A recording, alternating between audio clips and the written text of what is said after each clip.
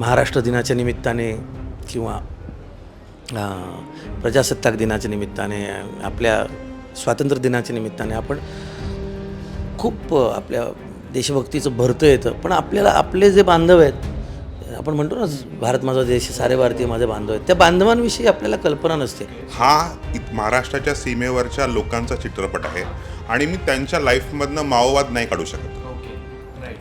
ते बेसिकली तिथल्या ह्याच्यावरनं पोलीस आणि माओवाद त्यांच्या जीवनाचा भाग आहे म्हणून ते आहेत. पण हा चित्रपट माओवाद्यांवर नाही आहे. मी तिथल्या लोकांना जाऊन भेटलो, त्यांच्याशी बोललो.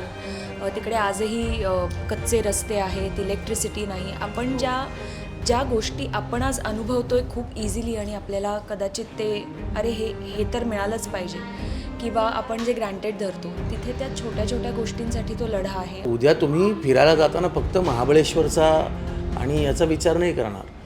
तुम्ही ताडोबाच्या जंगलात गेल्यानंतर आजूबाजूच्या खेड्यात पण जाताना तुम्हाला लक्षात येईल की अच्छा ही माझी माणसं आहेत. ही माणसं आपण जवळून कधी बघितलेली नाहीत. ह्यांच्यात रोटीबिटी व्यवहार होतो का, यांची लग्न कशी होतात, त्यांचा नक्की व्यवहार काय चालतो आपल्याला काही माहीत नाही. पण अशा सिनेमाच्या माध्यमातून हा सगळा जो पृष्ठभाग आहे, हा सगळा तुमच्यासमोर होतो. ही सगळी पार्श्वभूमी तुमच्यासमोर येते. घात चित्रपटाची टीम सध्या आपल्यासोबत आहेत. जितेंद्र सर आहेत आपल्यासोबत, मिलिंद सर आहेत, सुरुची आडरकर जी आहेत आणि चित्रपटाचे दिग्दर्शक आपल्यासोबत आहेत छत्रपाल सर. या सगळ्यांशी चित्रपटाबद्दल आपण चर्चा करणारच आहोत. तुम्ही ट्रेलर पाहिलेलाच असेल. एक काहीतरी वेगळ्या धाटणीचा चित्रपट आपल्यासमोर पुन्हा एकदा येतो आहे. माओवाद्यांशी संबंधित ही सगळी कथा असणार आहे असं या ट्रेलरमधून आपल्याला दिसतं आहे. आपण सुरुवात करूयात जितेंद्र सरांपासून. सर, काय नेमका हा चित्रपट असणार आहे? प्रेक्षकांना काय सांगाल चित्रपट बघण्यासाठी आव्हान करा? मी चित्रपट काय आहे याच्याविषयी ज्याच्या सुपीक डोक्यातनं ही कल्पना निघाली आणि ज्याने हा चितारला, मला असं वाटतं छत्रपाल निनावे त्याबद्दल जास्त चांगल्या पद्धतीने आमचे लेखक दिग्दर्शक सांगू शकतील. मी चित्रपट का बघावा याच्याविषयीचं उत्तर हे देईन की ज्या लोकांना वेगळ्या प्रकारचा सिनेमा बघण्यामध्ये रस आहे, ज्यांना नेहमीचे जे एक साचेबद्ध चित्रपट बघण्यात रस नाही, ज्यांना वेगळी भाषा, वेगळी माणसं, वेगळी अभिनय शैली, एस्पेशली ज्यांना काहीतरी निराळं बघण्याची ओढ आहे, त्या माणसांनी हा चित्रपट नक्की बघावा. ते जे जगणं आहे आपल्याच राज्यामध्ये काही 100 किलोमीटरवर काही माणसं जगत असतात आणि आपण मात्र महाराष्ट्र दिनाच्या निमित्ताने किंवा प्रजासत्ताक दिनाच्या निमित्ताने आपल्या स्वातंत्र्य दिनाच्या निमित्ताने आपण खूप आपल्या देशभक्तीचं भरतं येतं. पण आपल्याला आपले जे बांधव आहेत, आपण म्हणतो ना भारत माझा देश, सारे भारतीय माझे बांधव आहेत, त्या बांधवांविषयी आपल्याला कल्पना नसते. आणि ह्याच्यात मी स्वतःला पण मोडतो. मी जर हा चित्रपट केला नसता तर मला इतक्या जवळून ही जी आपलीच माणसं आहेत, ही माणसं कशी आहेत हे मला समजलं नसतं. तर ते जाणून घेण्यासाठी चित्रपट बघा. सुरुची, तुझी कशी यामध्ये भूमिका असणार आहे आणि चित्रपट तुझ्यासाठी कसा होता? ह्या चित्रपटाचा एक्सपिरियन्स माझ्यासाठी फार वेगळा होता. आत्तापर्यंत मी ज्या पद्धतीच्या भूमिका केल्या आहेत त्यापेक्षा ही फारच वेगळी भूमिका आहे. आणि ह्या सगळ्या ही जी प्रोसेस होती त्या भूमिकेसाठीची, ती फार वेगळी होती. त्यामुळे मला फारच छान वाटलं. आणि मी एका आदिवासी मुलीचं कॅरेक्टर ह्यात प्ले करते. सो खरंच ते वेगळं आहे आणि फिल्म अख्खीच पूर्णच वेगळी आहे. म्हणजे त्याची स्टोरी, त्याचं सगळंच. सो आय थिंक तेच खूप एक्सायटिंग आणि छान. यापूर्वी कधी वाचलं वगैरे असेल तू आदिवासी कल्चरबद्दल वगैरे, तर ते नेमकं तू कसं अनुभवलं तिकडे? वाचनात आलं डेफिनेटली, पण तिकडे जेव्हा आम्ही वर्कशॉप्स केले तेव्हा त्याचं गांभीर्य कळलं. मी याच्या आधीसुद्धा म्हटलं की आपण जेव्हा गोष्टी वाचतो किंवा गोष्टी ऐकतो किंवा कुठेतरी काहीतरी वाचन केलेलं असतं, आपल्या डोक्यात एक व्हिज्युअल असतं त्याचं. पण जेव्हा आपण त्या एरियामध्ये जातो किंवा त्या लोकांना आपण जेव्हा भेटतो तेव्हा त्याचं गांभीर्य कळतं. विचार करणं आणि आपल्या डोक्यातलं चित्र आणि तिथे घडत असणारी गोष्ट, ह्यात फरक असतो. त्याचं गांभीर्य तिथे जाऊन कळतं. सो आम्ही तिथल्या लोकांना जाऊन भेटलो, त्यांच्याशी बोललो. तिकडे आजही कच्चे रस्ते आहेत, इलेक्ट्रिसिटी नाही. आपण ज्या गोष्टी आपण आज अनुभवतोय खूप इझिली आणि आपल्याला कदाचित ते अरे हे तर मिळालंच पाहिजे किंवा आपण जे ग्रँटेड धरतो, तिथे त्या छोट्या छोट्या गोष्टींसाठी तो लढा आहे आणि आजही ते खूप म्हणजे ते कुठेही काहीही सुधारणा नाही आहे त्यात. सो ते बघितल्यानंतर खरंच असं वाटलं की खूपच डेप्थमध्ये या सगळ्या गोष्टी घडत आहेत ज्या या फिल्मच्या थ्रू अनुभवायला मिळाल्या, बघायला मिळाल्या. सो ही प्रोसेस जास्त चांगलं छत्रपाल सर सांगू शकतील तुम्हाला. छत्रपाल सर तुमच्याकडे येतोय. माओवादाशी संबंधित हा सगळा चित्रपट आहे. आजवर अनेकदा याबद्दल लिहिलं बोललं गेलं आहे. नेमकं तुम्ही या चित्रपटातून काय मांडणार आहात, तुम्हाला काय अपेक्षित होतं? सो हा माओवाद्यांबद्दल चित्रपट नाही आहे. हा महाराष्ट्राच्या सीमेवरच्या लोकांचा चित्रपट आहे आणि मी त्यांच्या लाईफमधनं माओवाद नाही काढू शकत. Okay, right right. ते बेसिकली तिथल्या ह्याच्यावरनं पोलीस आणि माओवाद त्यांच्या जीवनाचा भाग आहेत म्हणून ते आहेत. पण हा चित्रपट माओवाद्यांवर नाही आहे. That's a difference first of all. हा थ्रिलर आहे म्हणजे आणि मला एक थ्रिलर स्टाईल सांगायचं होतं, थ्रिलर पद्धतीने सांगायचं होतं म्हणून थरारपट आहे. आणि वेगळ्या म्हणजे त्या जुन्यापेक्षा कसा वेगळा आहे हे ऑडियन्सने पाहून ठरवावं. कारण मला ॲज अ डायरेक्टर मी त्यांनी तो माझा रेफरन्स कधीच नव्हता जे नक्सलाइट्स फिल्म्स आलेले आहेत. त्यामुळे नक्सलाइट हा बॅकड्रॉप आहे असं समजा. आय एम मोर इंटरेस्टेड, माझे कॅरेक्टर्स नक्सलाइट्स आहेत, माझे कॅरेक्टर पोलीस आहेत, पण I am more interested in the tribal, जो नॉर्मल माणूस तिथे जगतो आहे आणि तिथल्या जंगलामध्ये त्याला काय प्रॉब्लेम जातात आणि त्याच्या त्या वेगवेगळ्या कॅरेक्टर्सवर मी जास्त इंटरेस्टेड आहे. त्याच्या जीवनाला ते टच करतात, त्या कॅरेक्टर्सवर मी जास्त इंटरेस्टेड आहे. तर हा व्यक्तिगत थ्रिलर म्हणू शकता तुम्ही, ज्याच्यामध्ये आपसुकच नक्षलवाद किंवा पोलीसवाले यांचं एंट्री होईल, but that is not a main topic. Okay. Location select करताना जसं तुम्ही म्हटला की सीमावर्ती भागातल्या लोकांची ही सगळी कथा आहे. लोकेशन सिलेक्ट करताना काय काय एक्सपिरियन्स होते, मग त्या कुठे कुठे शूटिंग झालं आहे काय? तर ॲक्च्युली लोकेशन हे इटियाडो डॅम आहे गोंदिया जिल्ह्यामध्ये आणि भंडारामध्ये रावणवाडी, हे 2 मेन लोकेशन्स होते. तर मी आणि माझा एक एडी आहे प्रशांत, आम्ही एक्सटेन्सिव्ह लोकेशन रेकी केलेली आणि जिथे आम्ही शूट केला तो जिथे माझ्या पूर्वजांचाही म्हणजे ते तिथनं माझे पूर्वज आलेले आहेत जवळच्याच गावातनं. तर तो सगळा आयडिया होता की तिथेच शूट करायचं. तिथलं जे ऑथेंटिक गोष्टी आहेत त्या दाखवायच्या. एक नदी आहे गाढवी नदी, तिला थांबवून इटियाडो डॅम बांधलेला आहे. तर त्याच्यामुळे ते ट्रायबल विलेजेस आणि ते पहाडं ते डुबून त्याच्यामध्ये आयलँड क्रिएट झालेले आहेत. तर त्या आयलँडवर जाऊन आम्ही शूट केलं. एक कॅरेक्टर आमचा त्या आयलँडवर राहतो आणि जितेंद्र सरांचा कॅरेक्टर त्या कॅरेक्टरला भेटायला जातो, अशी एक स्टोरीचा पार्ट आहे. आणि जंगलामध्ये सुरुची राहते, तर ते जंगल रावणवाडीला शूट केलं आहे. तिथे मिलिंद सर या दोन्ही लोकेशन्सवर कॅरेक्टर तो फिरतो. तर एकंदरीत ते सगळं लोकेशन असं आणि असं लोकेशन तुम्हाला मराठी काय भारतीय चित्रपटामध्ये दिसणार नाही. त्या लोकेशनमुळे मला पुष्कळ फीडबॅक येतो की इंटरनॅशनल वाटते आहे, कारण त्या लोकेशन्स आर व्हेरी युनिक. आपण मिलिंद सरांकडे येऊयात. मिलिंद सर, तुमची भूमिका काय आहे आणि शूटिंग दरम्यानचे काय तुमचे खास अनुभव तुम्ही प्रेक्षकांना सांगा. यात माझी रघुनाथ नावाची एक भूमिका आहे, जो पात्र आहे यातलं, की त्याला जे आहे ती मुवमेंट ती सोडायची, पण त्याला वाट मिळत नाही. असं तो सगळा खेळ आहे की म्हणजे इकडे जाऊ का तिकडे जाऊ, ज्या उद्देशाने आलो होतो तसं काही राहिलेलं नाही, आता परत जायला पाहिजे, पण काही वाटच सुटत नाही, कुठं वाटच मिळत नाही, कुठं झरोकाच मिळत नाही जेणेकरून त्याला तिकडे जाता येईल. आणि सगळं सिस्टम आता जसं जितेंद्रने रोल केला पोलिसात, ज्याच्याकडे मी जाऊन म्हणतो की मला व्हायचे सरेंडर, लवकर मला सरेंडर करा, पण त्याचाही प्रॉब्लेम. तर ह्या डायलेमामध्ये अडकलेला हा रघुनाथ आहे, त्याला निर्णायक भूमिका घेता येते आणि सेम टाईम इकडून राजकीय रेटा आणि इकडून त्यांच्या लोकांचा रेटाचं मध्ये सापडलेला हा रघुनाथ आहे. आणि मला चॅलेंज काही असं नव्हतं, फक्त आता आमच्याकडे नेहमी असं म्हणतात की बाबा कलावंतासाठी त्याचं स्क्रिप्टच त्याचं बायबल असतं आणि त्याचं स्क्रिप्ट त्याचं कुराण असतं आणि त्याचं स्क्रिप्ट त्याच्यासाठी गीता असते. त्यामुळे सगळं इनपुट तिथूनच मिळतात. फक्त मला एक कसं गोष्ट थोडी होती की मला वजन कमी करायचं होतं. तर आम्हाला 8.5-9 किलो वजन कमी करायला लागलं त्यासाठी, कारण यांनी जसं ब्रीफ केलं होतं त्यात त्याचं म्हणतात की ते चालतात, त्यांच्याकडे गाड्या नाही आहेत, त्यांच्याकडे मोटरसायकल नाहीत, मोठमोठी वाहनं नाहीत, त्यामुळे ते मैल चालत असतात. त्यामुळे त्यांना ते हे आखायची काही शक्यताच नाही. त्यामुळे ते एक होतं. आणि चांगल्या कलाकारांची टीम असली की तुमचं कामही चांगलं होतं. हा या सगळ्या सिनेमाच्या प्रोसेसचा भाग आहे. आणि आपल्याला सतत हिरो हिरोईनचे सिनेमा बघायची सवय लागलेली की एक हिरो एक एक हिरो एक हिरोईन एक विलन मध्ये मारामारी, शेवटी 2 कॉमेडी सीन, एक आयटम सॉन्ग, शेवट गोड, हे सगळं आपल्याला असं फिक्सर संपला.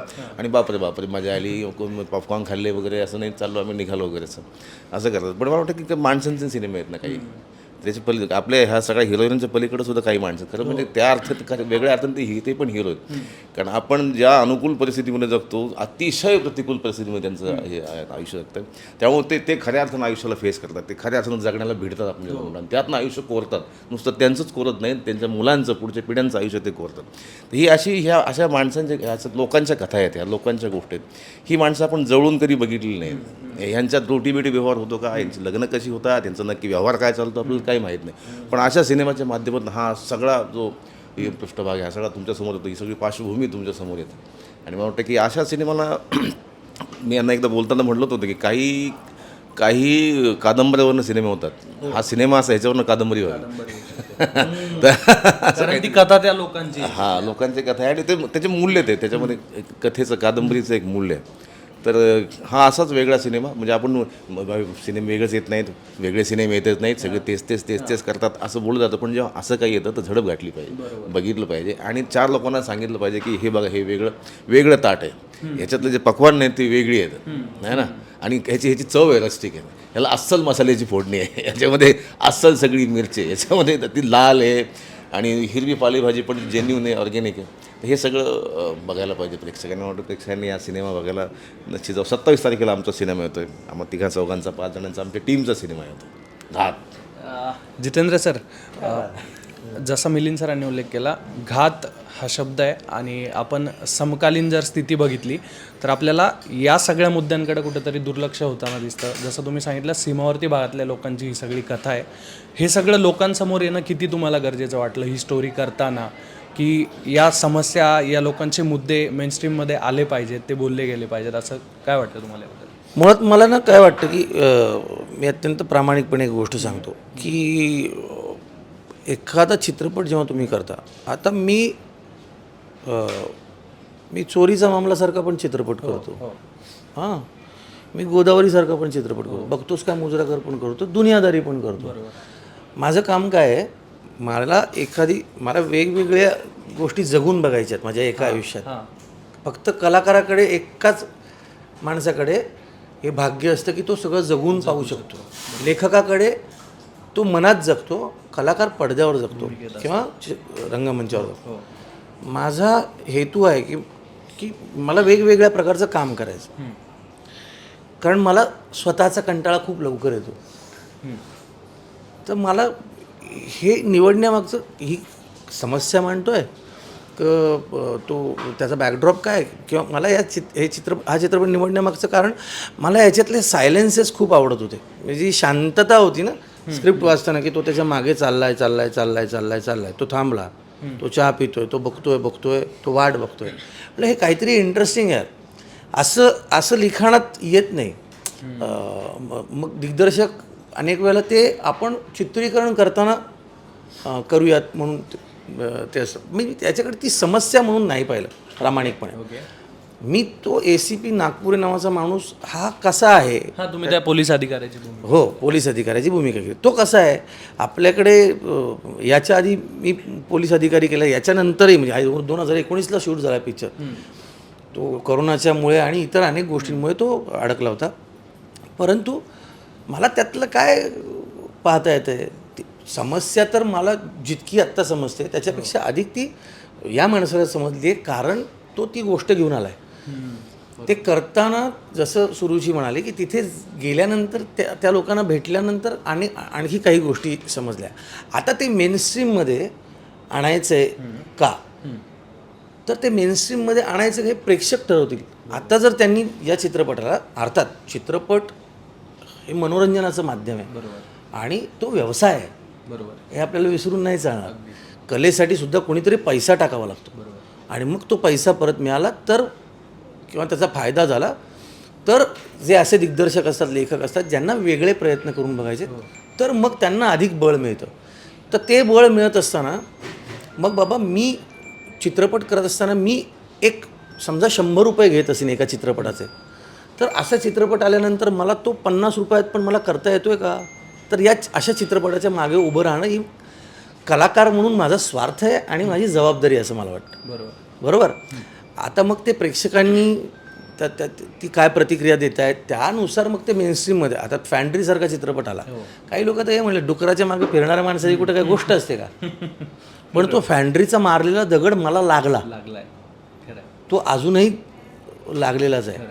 किंवा हा चित्रपट तुम्ही जेव्हा बघाल त्या चित्रपटाचा शेवट जिथे होतो ना, तर कालच मी ते बघत असताना मला झालं की मग कशासाठी हा सगळा खटाटोप केला बाबा?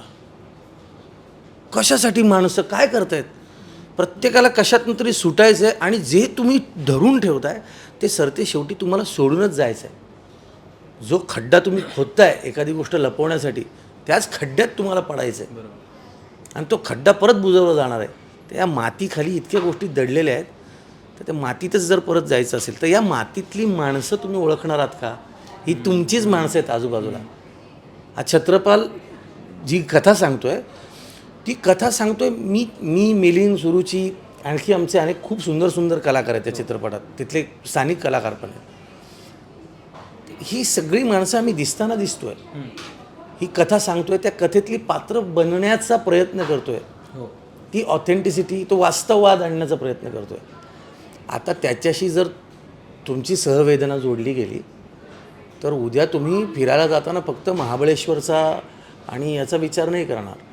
तुम्ही ताडोबाच्या जंगलात गेल्यानंतर आजूबाजूच्या खेड्यात पण जाताना तुम्हाला लक्षात येईल की अच्छा ही माझी माणसं आहेत. आणि हे आहे मेनस्ट्रीममध्ये त्यांना नाही आणायचं, आपल्याला जायचं आहे, आपल्याला जावं लागेल. आणि मी अत्यंत स्वार्थी आहे की माझा चित्रपट बघा. प्रत्येक वेळेला आपण म्हणतो ना प्लीज माझा चित्रपट बघा, म्हणजे त्याचा व्यवसाय चांगला होईल, म्हणजे मग मला आणखी चांगले चित्रपट मिळतील.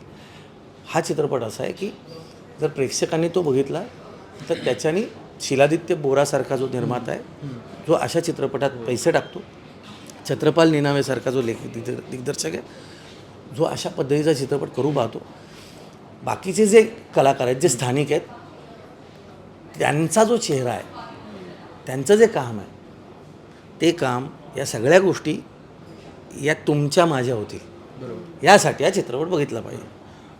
चित्रपट बर्लिन इंटरनॅशनल फिल्म फेस्टिवलमध्ये सुद्धा प्रीमियर झाल्याचं आमच्यापर्यंत माहिती आहे. तर तो सगळा अनुभव कसा होता, तिथपर्यंत जाण्याचा कसा होता? तर बर्लिन फिल्म फेस्टिवलचा एक्सपिरियन्स अगदी अमेझिंग होता. आमचं प्रीमियर झालं. झू पॅलेस नावाचं थिएटर होतं, 800 सीटर थिएटर हाऊसफुल होतं, मोस्टली जर्मन लोक होते. आणि फेस्टिवलमध्ये सगळं संपल्यानंतर क्वेश्चन आन्सर्स होतात.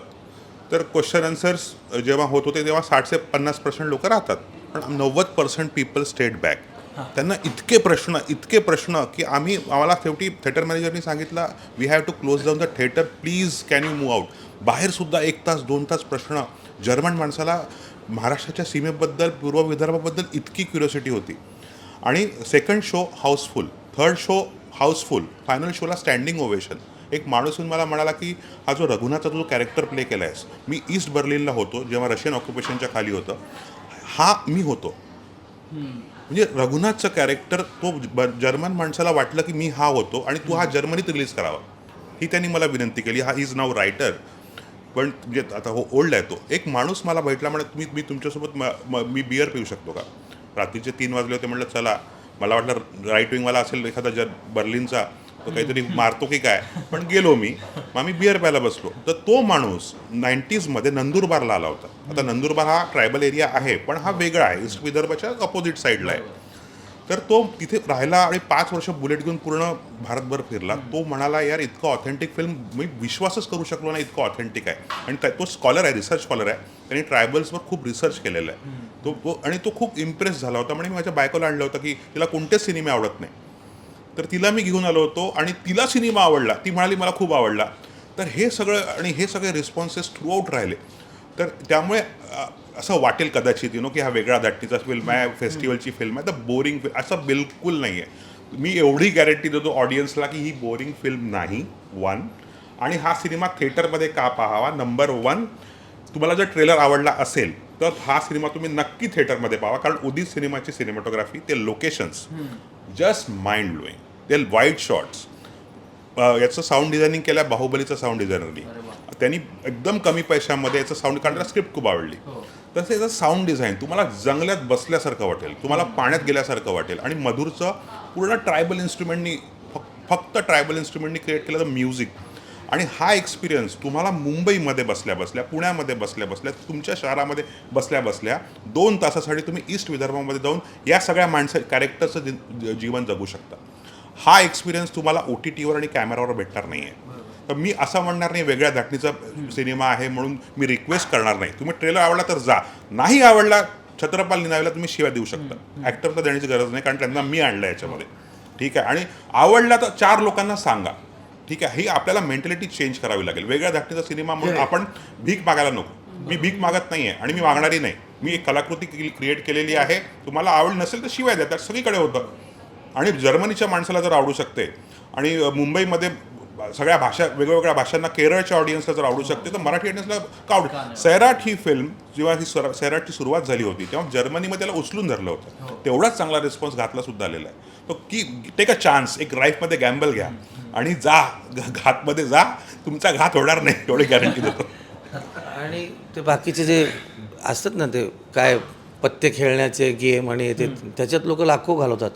हे जे गॅम्बल म्हणतात, ते गॅम्बलला काही 200 रुपयाचे तिकीट आहे.